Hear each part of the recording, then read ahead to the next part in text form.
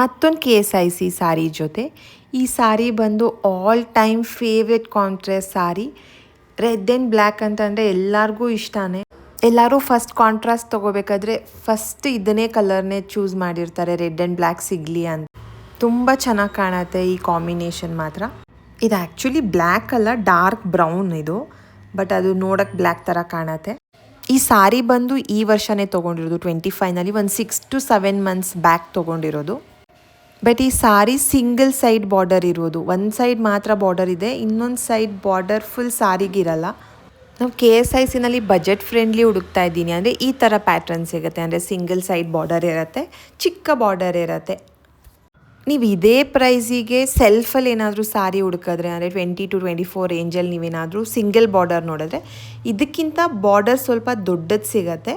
But ಇದು ಕಾಂಟ್ರಾಸ್ಟ್ನಲ್ಲಿ ಸ್ವಲ್ಪ rate ಜಾಸ್ತಿ ಇರುತ್ತೆ ಡಬಲ್ ಕಲರ್ ಇರೋದ್ರಲ್ಲಿ, ಬಟ್ ಬಾರ್ಡರ್ ಚಿಕ್ಕದೇ ಇರುತ್ತೆ. ಸೆಲ್ಫಲ್ಲಿ ಇದೇ ರೇಟ್ನಲ್ಲಿ ತುಂಬ ದೊಡ್ಡ ಬಾರ್ಡರೇ ಸಿಗುತ್ತೆ.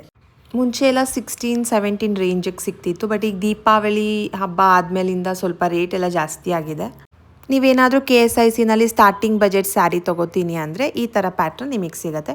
ಇದಕ್ಕಿಂತ ಇನ್ನೂ ಸಣ್ಣ ಬಾರ್ಡರ್ ಸಿಗುತ್ತೆ, ಸುಮ್ಮನೆ ಲೈನ್ ಇರುತ್ತೆ ಒಂದು ಬಾರ್ಡರು, ಅದು ಇನ್ನೂ ಒಂದು 2-3 ಸಾವಿರ ಕಮ್ಮಿ ಆಗ್ಬೋದು.